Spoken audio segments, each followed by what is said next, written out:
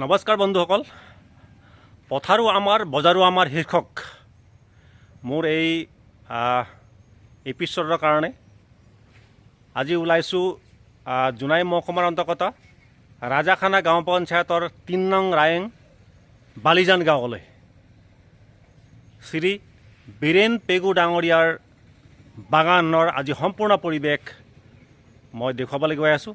তেন্তে আহক, পলম নকৰোঁ, সকলোলৈকে মোৰ এই ভিডিঅ'টো চাবৰ কাৰণে শেষলৈকে যাতে চাই লাইক আৰু শ্বেয়াৰ কমেণ্ট কৰিব আশা কৰিলোঁ।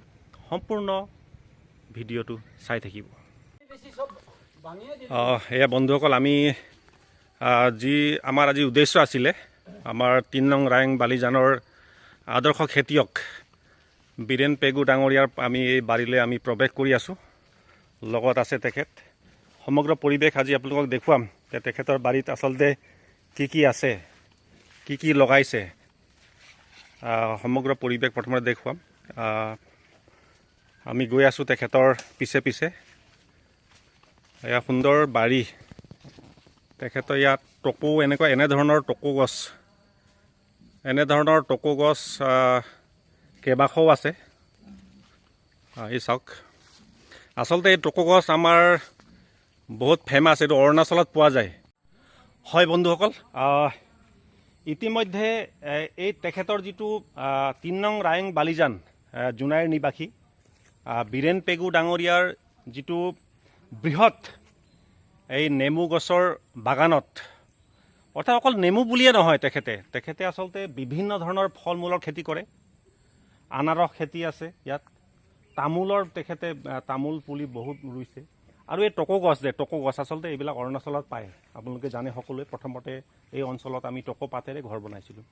তেখেতৰ বাৰীত ইতিমধ্যে আহি পাইছোঁহি আৰু সম্পূৰ্ণ পৰিৱেশ মই আপোনালোকক তেখেতৰ বাৰীত কি আছে আৰু কেনেধৰণে তেখেতে ৰুইছে আৰু কিমান তেখেতে ইনকাম কৰে, সবিশেষ সম্পূৰ্ণ মোৰ আজি এই ভিডিঅ'ত আপোনালোকক মই জনাবলৈ চেষ্টা কৰিম। হয়তো মোৰ ভিডিঅ'টো অলপ দীঘল হ'ব পাৰে, আপোনালোকে বৰ নাপাব চাবলৈ, কিন্তু বহুত ভাল পাব মই আশা ৰাখিছোঁ। মোৰ এই ভিডিঅ'ই নিশ্চয় আমাৰ খেতিয়কসকলক অনুপ্ৰেৰণা যোগাব বুলি মই আশাবাদী। আৰু চাই থাকক, শেষলৈকে চাব, যাতে এই ভিডিঅ'ই যিসকল উঠি অহা আমাৰ প্ৰজন্মই তেখেতে সকলেও এটা শিক্ষা লোৱা উচিত। এয়া বন্ধুসকল, ইয়াতো নাচপতি গছ আছে। এইটো চাওক, এই যিমানখিনি পায়, এই গুটিখিনি, এইটো চাওক, ইয়াতো নাচপতিৰ গছ আছে এটা। আৰু এইটো চাওক, তেখেতে পাণ লগাইছে, প্ৰায় 550 মান আছে বুলি কৈছে। যিহেতু পাণ গছত সোমাব নাপায়, আমি বাহিৰৰ পৰা আহিছোঁ এতিয়া, গতিকে পাণ গছত সোমোৱা নিয়ম নহয়, সকলোৱে জানে। এই বাহিৰৰ পৰা দেখাইছোঁ, 500 জোপামান পাণ আছে তেখেতৰ। আৰু এই মাজে এই পাণ গছৰ মাজে চাওক, আপোনাৰ তামোল তেখেতে লগাইছে। কিমান সুন্দৰকৈ চাওক, মই সমগ্ৰ পৰিৱেশবিলাক দেখাইছোঁ ছাইডৰ পৰা গৈ চাওক। এইয়া চাওক, এই পাণ গছৰ মাজে তামোল গছ এনেকৈ লগাইছে। যিহেতু মাটিবিলাক এনে থাকে, আমাৰ বহুত মানুহে পাণ গছৰ মাজে একো নলগায়, এনেই এৰি দিয়ে মানুহবিলাকে, এনে থাকি যায় মাটিবিলাক। কিন্তু তেখেতে এই পাণ গছৰ মাজে আজি এই তামোল গছ লগাইছে। আৰু তামোল গছো প্ৰায় চাগে তেখেতৰ 3 বছৰমান হ'ল চাগে। এই তামোল গছবিলাকো চাওক, 3-4 বছৰ হ'ব লাগে, 3 বছৰমান হ'ব লাগে। তো চাওক কি সুন্দৰ। মানে আচলতে খেতিয়ক বুলি এনে পৰিচয় পোৱা নাযায়, সকলোৱে খেতি কৰিব নোৱাৰে। আৰু মই অথনিয়ে কৈছোঁ যে অকল ৰুলে, যিকোনো এটা গছ গছনি ৰুলে সেইখিনি সম্পূৰ্ণ তেখেতৰ কাৰ্য হৈছে বুলি আমি ক'ব নোৱাৰোঁ।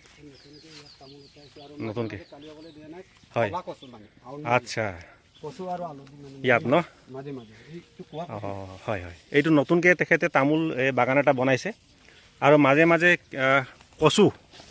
কচু আৰু হালধি লগাইছে তেখেতে। চাওক কি সুন্দৰকৈ এই কচু চাওক। এইটো হাউন কচু ন কয়, শাওণ মাহত লাগে কচুটো। এইটো আপোনাৰ চাওক, মাটি তেখেতে খালী ৰখা নাই ক'তো। আমাৰ মানুহখিনি অকল এটা কৰি কিনি বাকী মাটিবিলাক খালী ৰাখি দিয়ে।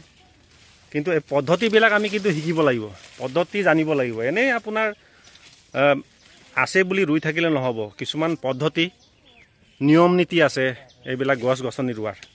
এই চাওক, তামোল গছৰ মাজত আপোনাৰ হেৰি আছে আপোনাৰ কি আছে এইটো আপোনাৰ কচু গছ লগাইছে তেখেতে কচু আৰু এইখিনি হ'ল আপোনাৰ হালধি চাওক ইমান ধুনীয়া ইমান ধুনীয়াকৈ একদম সেউজীয়া হৈ আছে এয়া তামোল গছ ধুনীয়াকৈ লাইন লাইনকৈ তামোল গছ হালধি গছ এইপিনে আপোনাৰ কচু মাজত কল আছে মুঠতে তামোল মানে মাটি এনে খালী ৰখা নাই তেখেতে আৰু এই মাজত চাওক মিঠা আলু আছে এইটো চাওক মিঠা আলু যিহেতুকে আমি বিহুবিলাকত এইবিলাক লাগে আমাৰ মিঠা আলু এই ইয়াত ৰঙা আলু যিটো হয় এইবিলাক চাওক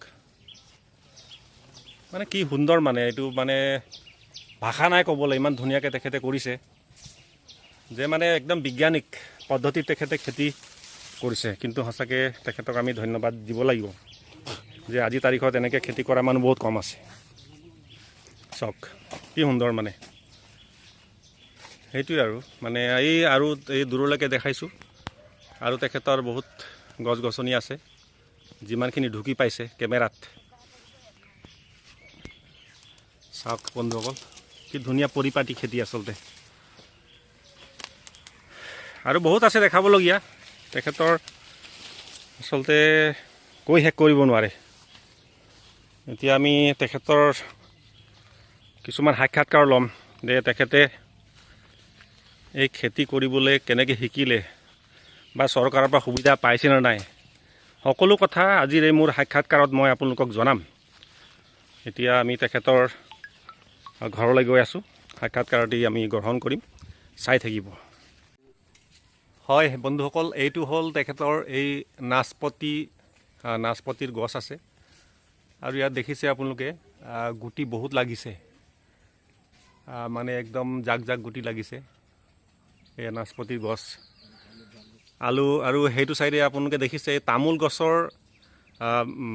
গছত তেখেতে জালুক লগাইছে আচলতে জালুকে চাওক কেনেকৈ ধৰণে গোটা হৈ আছে গছবিলাক আৰু জালুকটো নিশ্চয় বুজাই ক'বলৈ নাই কিমান মূল্যৱান বস্তু হয় আৰু ইয়াত দামো বহুত হয় এই জালুক আৰু ইয়াতো সেই চাওক নেমু মানে তেখেতে ক'তো এৰা নাই মানে নেমু ৰুবলৈ তামোল গছ আছে মাজত জালুক গছ আছে নেমু গছ আছে আৰু এতিয়া তেখেতৰ এইটো লেটেকু গছ ন দাদা এইটো নে লেটেকু এইটো লেটেকু ন দাদা এইটো চাওক লেটেকু চাওক কেনেকৈ লাগিছে চাওক লেটেকু গছ আছে তেখেতৰ চাওক ইমান সুন্দৰকৈ লেটেকু আমি সেইদিনাখন লেটেকু খাইছিলোঁ চাওক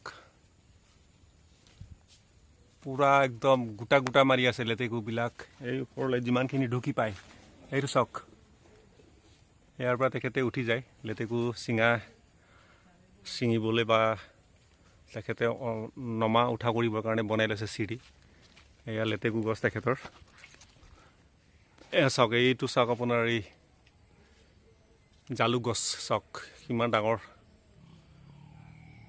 চাই থাকিব হয় বন্ধুসকল ইতিমধ্যে আমি এই ৩ নং ৰাইং বালিজানৰ নিবাসী বীৰেন পেগু ডাঙৰীয়াৰ সম্পূৰ্ণ বাৰীৰ পৰিৱেশ আপোনালোকক দেখুৱালোঁ পাৰ্যমানে দেখুৱাইছোঁ আৰু কিছুমান থাকি গৈছে হয়তো সময়ৰ অভাৱ তেখেতো কাম কৰি আছে গতিকে তেখেতৰ এই বাৰীখন গঢ়িবলৈ তেখেতে কিমান সংগ্ৰাম কৰিলে আৰু তেখেতৰ এই বাৰীৰ পৰা ইনকাম কিমান হয় আৰু চৰকাৰৰ পৰা কিবা সুবিধা বা আঁচনি কিবা পাইছেনে পোৱা নাই সম্পূৰ্ণ মানে তেখেতৰ পৰা এটি সমূহ সাক্ষাৎকাৰ মই ল'বলৈ চেষ্টা কৰিম গতিকে চাই থাকিব বন্ধুসকল তেখেতৰ পৰা এই সাক্ষাৎকাৰটি প্ৰথমতে গ্ৰহণ কৰিম মোৰ নাম বীৰেন পেগু ৩ নং ৰাইং বালিজান ৩ নং ৰাইং বালিজান বাসিন্দা মানে মই এই বাৰীখন খুব কষ্টত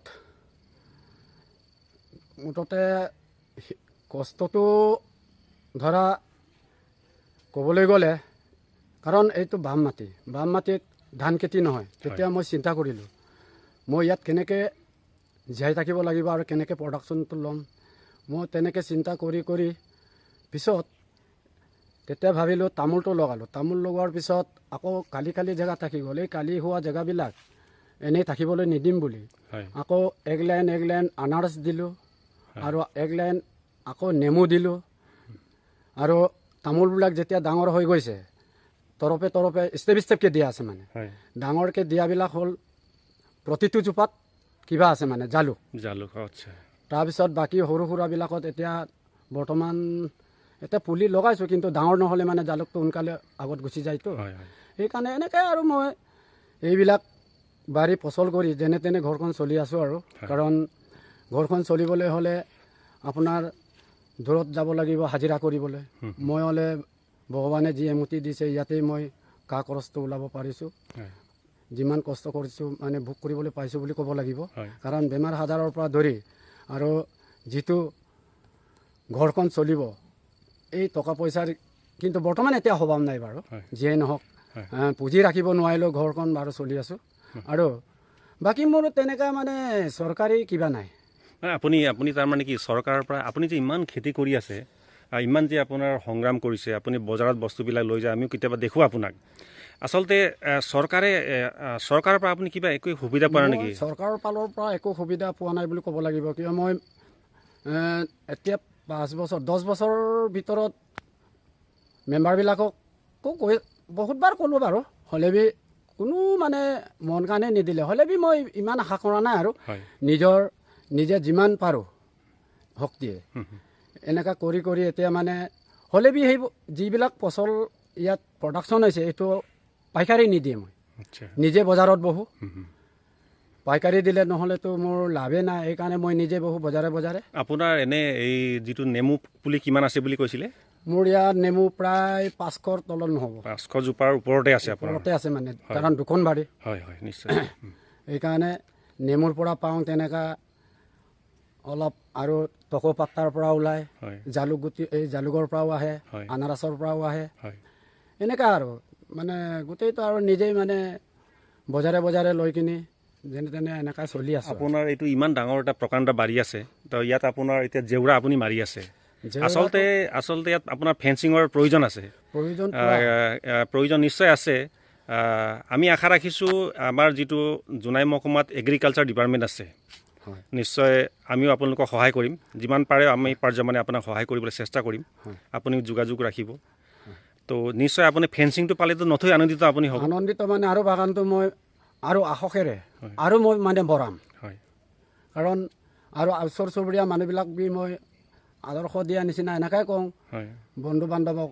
কাৰণ ফল মূল ৰুবি এনেকৈ চবেই 1 বিঘা আধা বিঘা অলপ বাগান পাতক, ল'ৰা ছোৱালী খাব। বা এনেকৈ মই গাঁৱতো মানে কেতিয়াবা আমাৰ বৈঠক বহিলেও মই সদায় মানে চবেই কৰোঁ, হয় এইটো শিকাই যাওঁ। আচ্ছা হয় হয় হয় কিন্তু নকৰে কি হয় কৰিম। হয় হয় তো ঠিক আছে দাদা, নহয় জানো? আপোনাৰ বাৰীত আহি ভাল লাগিলে। আকৌ আপোনাক নিশ্চয় লগ পাম। আহিছোঁ, ধন্যবাদ। হয়, এয়া মোৰ সতীৰ্থসকল মোৰ লগত আহিছিলে, আৰু এই আমাৰ দাদাই বীৰেন পেগু ডাঙৰীয়াই আজি আমাক এই সুন্দৰ এই ফল পোৱাৰ ভাগতে ফল আমাক কাটি দিছে সকলোকে। এই চাওক তেখেতৰ ঘৰৰ এইটো মানে এইটো চাওক, তেখেতৰ ঘৰৰ এইটো নাচপতি চাওক, ইমান ডাঙৰ নাচপতি। লেটেকু দেখিছে, আমাৰ বন্ধুৱে দেখাই আছে লেটেকু। এইটো হ'ল আপোনাৰ আনাৰস, এইটো চাওক। মানে এতিয়া গছৰ পৰা তাজা তাজা তেখেতে ছিঙি দিছে আমাক খাবৰ কাৰণে, আৰু কাটি কিনি ধুই পখালি ধুনীয়াকৈ আনিছে। টেষ্ট কৰি চাওঁ আমি সকলোৱে, টেষ্ট কৰি চাওঁ সকলোৱে লওক, কেনেকুৱা লাগে ক'ব, সকলোৱে খাওক। বঢ়িয়া, কেনেকুৱা হৈছে? ধুনীয়া ধুনীয়া। খাবলৈ কেনেকুৱা? মজানে? মজা, বহুত বিলামে খোৱা নাই? ভাই খাই দে না এটা, ভাই বেয়া পাব না। বহুত ভাল আছে দেই, সুন্দৰ সুন্দৰ। চাওক, মানে এতিয়া তাজা তাজা ছিঙি তেখেতে আমাক দিছে, আৰু তেখেতে এনেধৰণে তাজা তাজা ছিঙি আচলতে বজাৰলৈ লৈ যায়। আৰু আমাৰ বজাৰত যিসকল বেপাৰী আছে তেখেতলোকে 4-5 দিনৰ পৰা বেলেগৰ পৰা ক্ৰয় কৰি বিক্ৰী কৰে। চাওক কিমান পাৰ্থক্য আচলতে, মানে সেই পাৰ্থক্যবিলাক আচলতে আমি বুজিব লাগিব।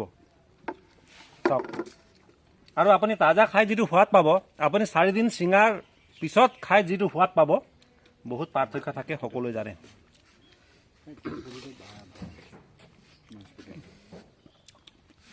এতিয়া নাচপতি কাটিব, এই লেটেকু আছে আমাৰ লগত,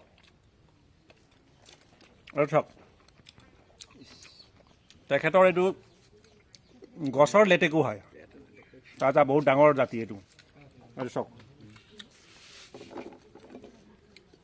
তো ঠিক আছে বন্ধুসকল, আমি প্ৰথমতে খাই লওঁ, কাৰণ খাই থাকিলে অলপ অসুবিধা হয়। প্ৰথমতে খাই আকৌ আপোনালোকক লগ পাম।